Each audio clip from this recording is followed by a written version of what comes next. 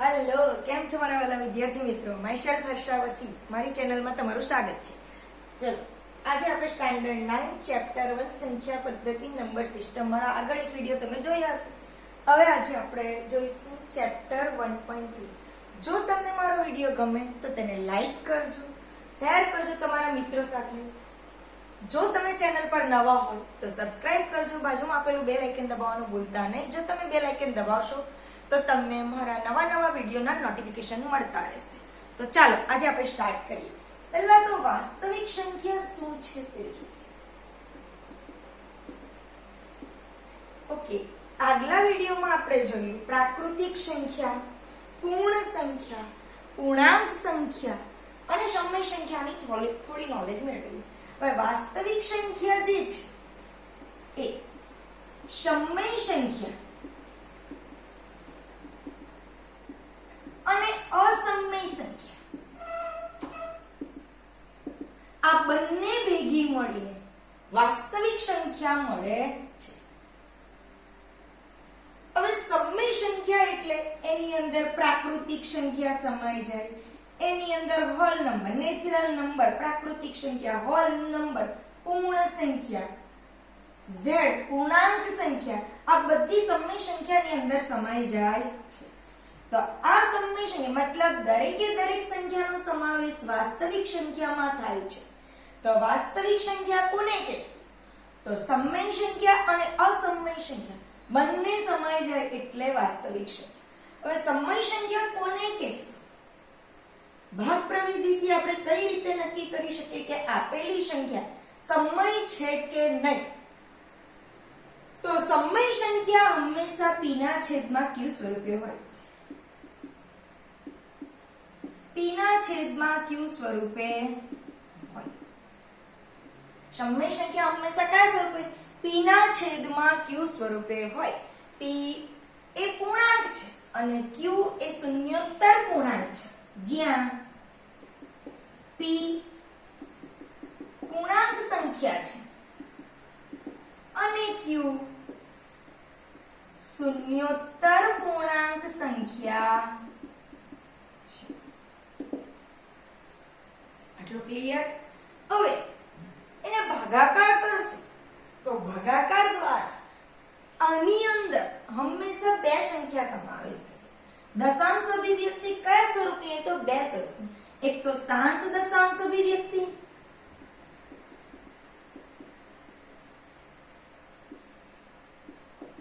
અને બીજી છે અનંત આવૃત દશાંશ અભિવ્યક્તિ.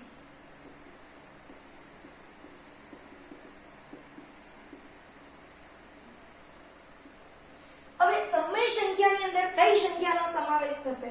તો જે શાંત દશાંશ અભિવ્યક્તિ જેની મળે તે, અને બીજી અનંત આવૃત દશાંશ અભિવ્યક્તિ. હવે તમને થશે કે શાંત દશાંશ અભિવ્યક્તિ શું છે, અનંત આવૃત દશાંશ અભિવ્યક્તિ શું છે? તો જોઈએ શાંત દશાંશ અભિવ્યક્તિ કોને કહેવાય?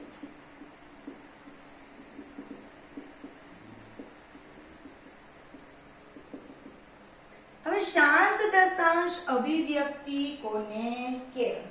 તો ભાગાકારની ક્રિયામાં અમુક તબક્કા પછી આપણે ભાગાકારની ક્રિયા કરીએ તો ભાગાકારની ક્રિયામાં અમુક તબક્કા પછી જો તમારી શેષ 0 આવે તો તેવી દશાંશ અભિવ્યક્તિને શાંત દશાંશ અભિવ્યક્તિ કહેવાય. નોટ ડાઉન કરવું હોય તો કરી લો. ભાગાકારની ક્રિયામાં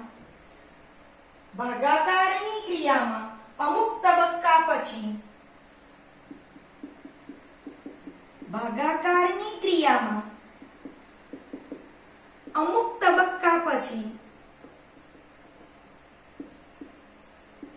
શેષ શૂન્ય મળે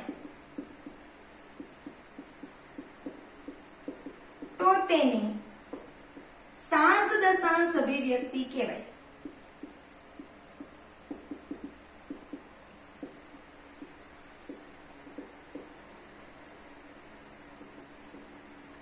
ભાગાકારની ક્રિયામાં અમુક તબક્કા પછી શેષ શૂન્ય મળે તો તેને શાંત દશાંશ અભિવ્યક્તિ કહેવાશે. ઓકે,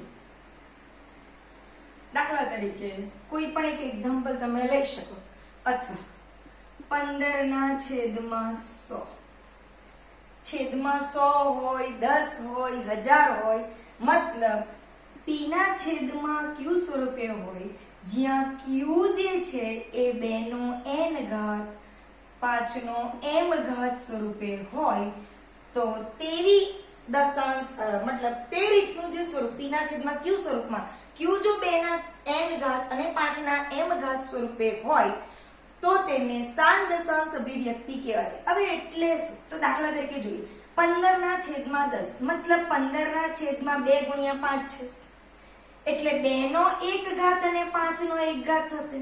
2 નો 1 ગુણ્યા 5 નો 1 મતલબ 5 દુ 10, મતલબ 2 અને 5 ના સરખા ઘાત સ્વરૂપે હશે, તો તેવી દશાંશ અભિવ્યક્તિને પણ શાંત દશાંશ અભિવ્યક્તિ કહેવાશે. દાખલા તરીકે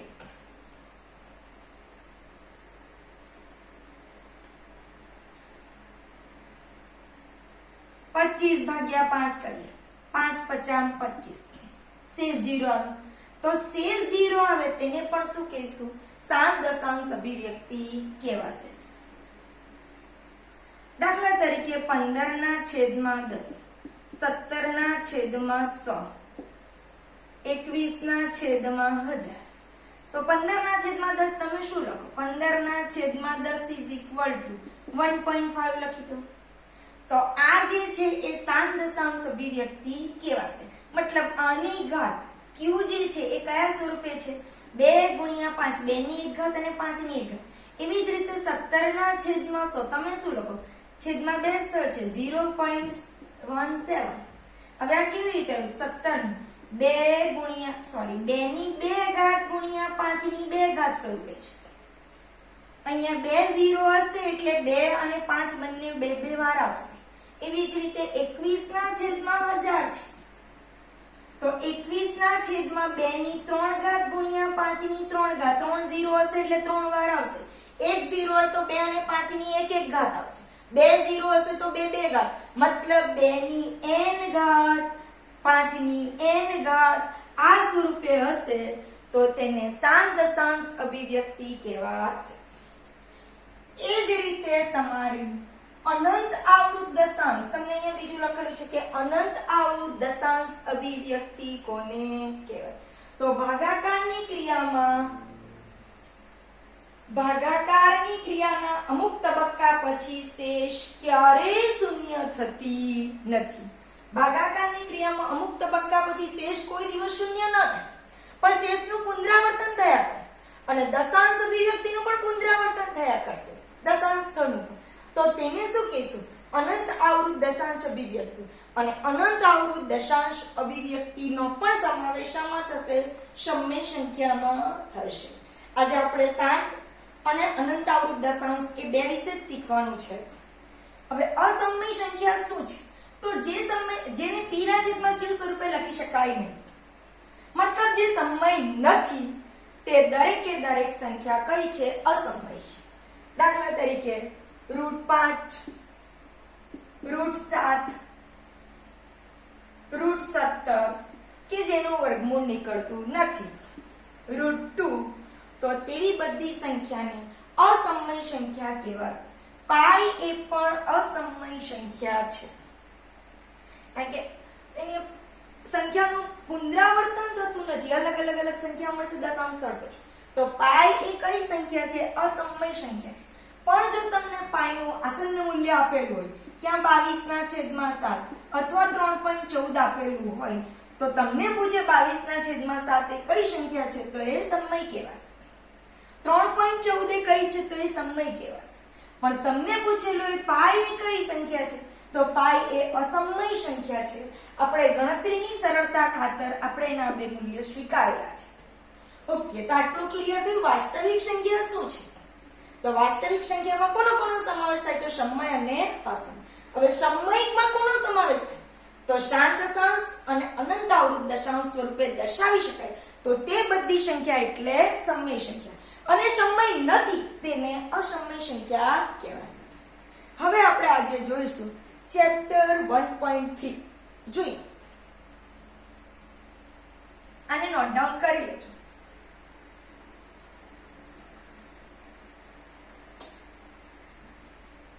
ચેપ્ટર 1.3 નીચે આપેલી દશાંશ સ્વરૂપમાં સંખ્યાને દશાંશ સ્વરૂપમાં લખો અને તે કેવા પ્રકારની દશાંશ અભિવ્યક્તિ છે તે જાણો.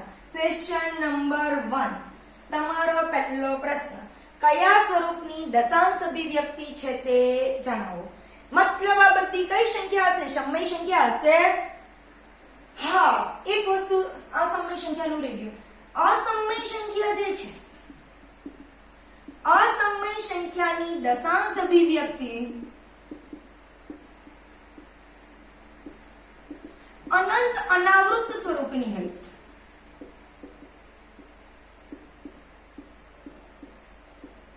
હવે અનંત આ ધરાઈ ગયો. અસમય સંખ્યાની દશાંશ અભિવ્યક્તિ અનંત અનાવૃત સ્વરૂપની. અનંત અનાવૃત સ્વરૂપની એટલે કયા સ્વરૂપની? મેં તમને કીધું √5 √7 એ બધી સંખ્યા અસમય સંખ્યા. પણ જો તમને દશાંશ સ્વરૂપે કોઈ સંખ્યા આપેલી હોય તો કયા સ્વરૂપની? દાખલા તરીકે 0.0101000010 મતલબ કોઈ એક સરખી સંખ્યાનું પુનરાવર્તન થતું નથી. એની જગ્યાએ આવી હોય 0.010101 તો અહીંયા 01 નું પુનરાવર્તન થાય છે. આ પુનરાવર્તન થતું હોય તો તેને અનંત આવૃત કહેવાય. પણ જો અહીંયા પુનરાવર્તન નથી થતું તો તેને શું કહીશું? અનંત અનાવૃત કહીશું. અને આ અનંત અનાવૃત સંખ્યા એટલે અસમય સંખ્યા કહેવાશે. અહીંયા આપણે જોવાનું છે શાંત છે, અનંત આવૃત છે કે અનંત અનાવૃત છે. આપણે આ ત્રણ કેટેગરીમાં ડિવાઈડ કરશું આપેલી સંખ્યા. તો સૌથી પહેલો તમારો સમ છે 36/100, 36 ના છેદમાં 100. હવે આને ભાગાકાર કરવાની કોઈ જરૂર નથી. શું થશે? છેદમાં 2 0 છે એટલે 0.36. જ્યારે આ પોઈન્ટ સ્વરૂપે લખી શકીએ અને આ કયા સ્વરૂપે? 2 ની 2 ઘાત ગુણ્યા 5 ની 2 ઘાત સ્વરૂપે છે ક્યુબ. એટલા માટે આને આપણે શું કહેશું? શાંત દશાંશ અભિવ્યક્તિ.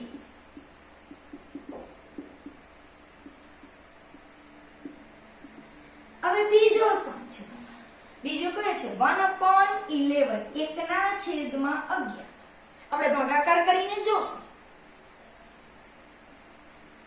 1 અંદર જશે 11, બહાર આવશે 11 કરતા 1 નાનો છે એટલે 0 મૂકશો, પોઈન્ટ મૂકશો, 1 0 લેશે. પણ 11 કરતા હજી 10 નાના છે, હજી 1 0 મૂકશો, નીચે 0. 11 9 99 માઈનસ થશે, 100 માંથી 99 જશે, પાછો 1 0 ઉતારશું. શું 10 થી ભાગ ચાલશે? નહીં ચાલશે એટલે પાછો 1 0 મૂકશું. 11 9 99. તો આ જ રીતે થયા કરશે. 100 માંથી 99 જશે એટલે ફરીથી 1 0 મૂકશું, ફરીથી 0 આવશે. 11 9 મતલબ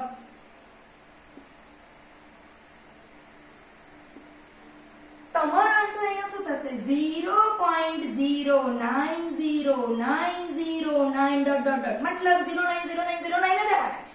તો અહીંયા 0.09 આટલી સંખ્યાનું, બે સંખ્યાનું પુનરાવર્તન થાય છે. જ્યારે કોઈ સંખ્યામાં શેષનું પુનરાવર્તન, દશાંશ સ્થળ પછીની સંખ્યાનું પુનરાવર્તન થતું હોય તો તેવી સંખ્યાને આપણે શું કહીશું? અનંત આવૃત દશાંશ અભિવ્યક્તિ. અનંત આવૃત દશાંશ અભિવ્યક્તિ. તો શું આ સંખ્યાને સમય સંખ્યા કહેવાશે? આને સમય સંખ્યા કહેવાય? યસ, શાંત દશાંશ છે એટલે કહેવાશે. શું આને કહેવાશે? અનંત આવૃત દશાંશ અભિવ્યક્તિ છે, એને પણ કહેવાશે. કોને ના કહેવાય? કોને ના કહેવાય? તો જેની દશાંશ અભિવ્યક્તિ અનંત અનાવૃત હોય તો તેને કહી શકશો નહીં. બંને નોટ ડાઉન કરી લો. થઈ ગયું? તો આગળ ચાલીએ આપણે. હળ જોઈએ ત્રીજો દાખલો. તમારો ત્રીજો દાખલો શું છે? 4.1/8 8 ચોક 32 ને 33 ના છેદમાં 8 33/8. ચાલો ચાલશે ભાગ. 8 ચોક 32, 3 માંથી 2 જશે 1, નીચે ઉતાર, પોઈન્ટ મૂકો 0. 8 1 8, 10 માંથી 8 જશે 2, 8 2 16, 20 માંથી 16 જશે 4, 8 50 40. શેષ કેટલી આવી? 0. જો શેષ 0 આવે, મેં તમને શું લખાયું? શાંત દશાંશ અભિવ્યક્તિની વ્યાખ્યા શું હતી? ભાગાકારની ક્રિયામાં અમુક તબક્કા પછી શેષ 0 આવે. શું કીધું? ભાગાકારની ક્રિયામાં અમુક તબક્કા પછી શેષ 0 આવે તો તેને શાંત દશાંશ અભિવ્યક્તિ કહેવાશે. તો આને આપણે શું લખશું? કયા પ્રકારની દશાંશ અભિવ્યક્તિ છે? શું લખશું? શાંત દશાંશ અભિવ્યક્તિ.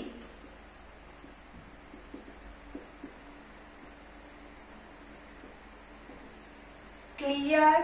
ઓકે, આપણે ચોથો દાખલો જોઈએ. નોટ ડાઉન કરી લેજો.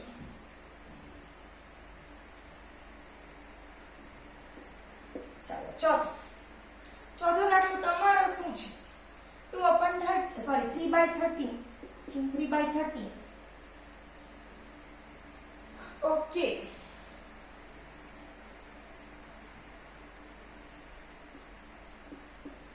13 કરતા 3 કેવા છે? એ નાના છે.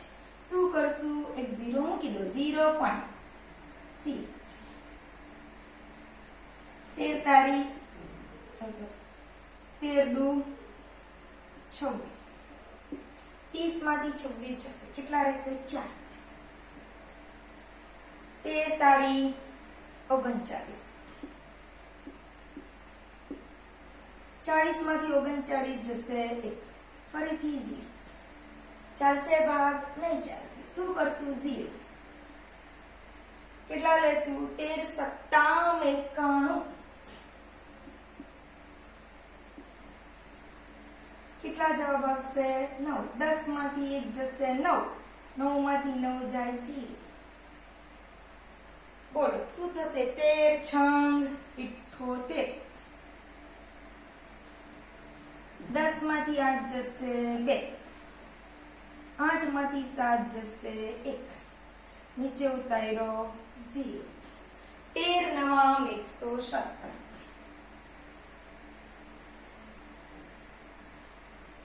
મતલબ ફરીથી આ પુનરાવર્તન થવાનું. 3 હતા, 3 નીચે આવી ગયા એટલે હવે પાછી અહીંયા શું થશે? 13 દુ 26. 13 તારી 39. મતલબ આ જ સંખ્યા ફરીથી આવશે. 230769. આ જ સંખ્યાનું તમને મેં શું લખાવ્યું?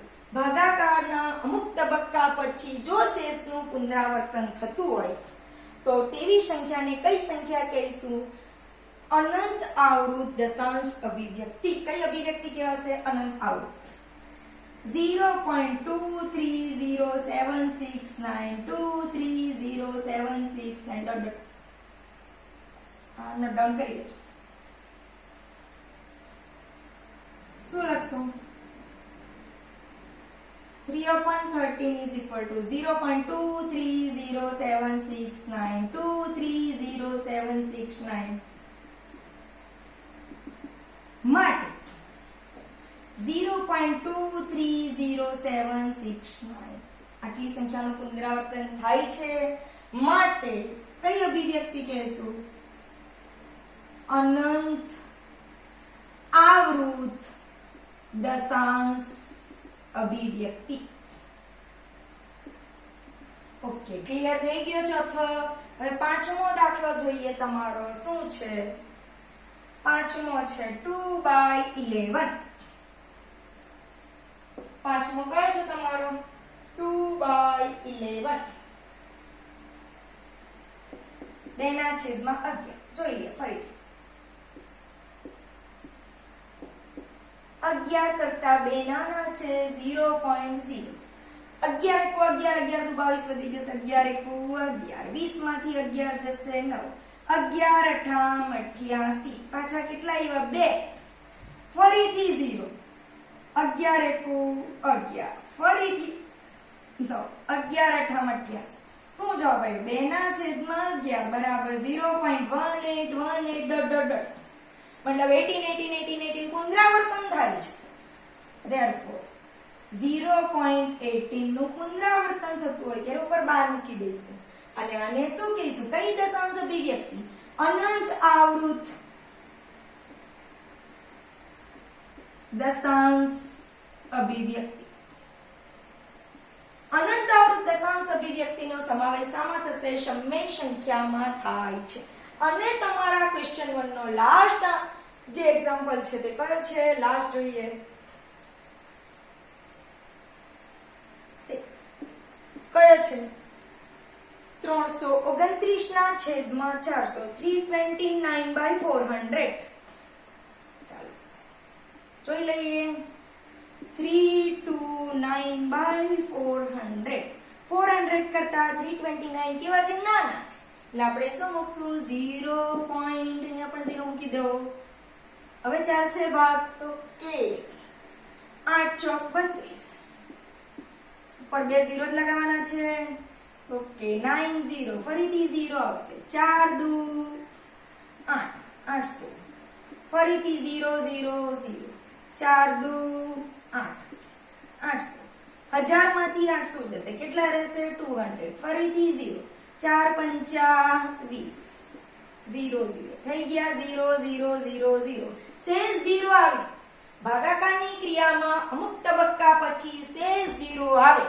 તો તેને કઈ દશાંશ અભિવ્યક્તિ કહેશું શાંત દશાંશ અભિવ્યક્તિ લખી દો 329/400 is equal to 0.8225 મતલબ 0 point something છે અને શેષ 0 છે માટે શું લખશું શાંત દશાંશ અભિવ્યક્તિ ઓકે ક્વેશ્ચન નંબર 1 ક્લિયર છે કઈ રીતની અભિવ્યક્તિ છે હવે તમારાથી લખાશે ભાગાકારની ક્રિયામાં અમુક તબક્કા પછી જો શેષ 0 આવે તો તેને કઈ કહેશું શાંત દશાંશ શેષ 0 આવે તો શાંત દશાંશ અભિવ્યક્તિ જો અહીંયા શેષનું પુનરાવર્તન થવા લાગે અને અહીંયા પુનરાવર્તન થશે દશાંશનું તો શું કહીશું આપણે અનંત આવૃત દશાંશ અભિવ્યક્તિ અને શાંત દશાંશ અભિવ્યક્તિ અને અનંત આવૃત દશાંશ અભિવ્યક્તિ બંનેનો સમાવેશ શામાં થશે સમય સંખ્યાની અંદર થશે શું તમે આટલી બધી લાંબી ભાગાકારની ક્રિયા કર્યા સિવાય તમને ક્વેશ્ચન નંબર એવો આપેલો છે આટલી બધી લાંબી ભાગાકારની ક્રિયા કર્યા સિવાય જો તમને ખાલી કોઈ એકનું એક્ઝામ્પલ આપેલું હોય તો શું તમે બીજી સંખ્યાઓની દશાંશ અભિવ્યક્તિનું અનુમાન કરી શકો યસ જો કરી શકો તો તે કેવી રીતે એ તમારો છે ક્વેશ્ચન નંબર 2 જોઈએ ક્વેશ્ચન નંબર 2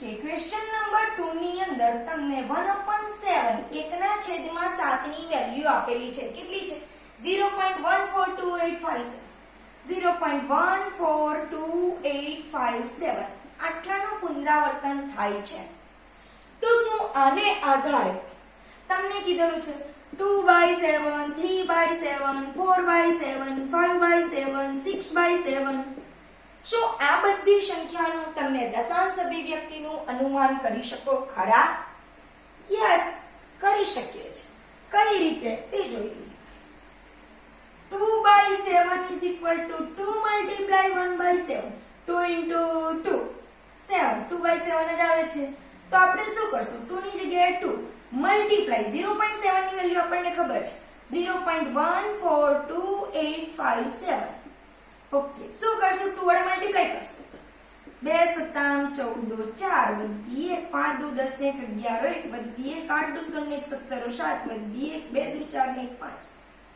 4 દુ 8 2 કુ 2 2 ને 0 વડે ગુણો તો 0 કેટલા આવ્યા 0.28571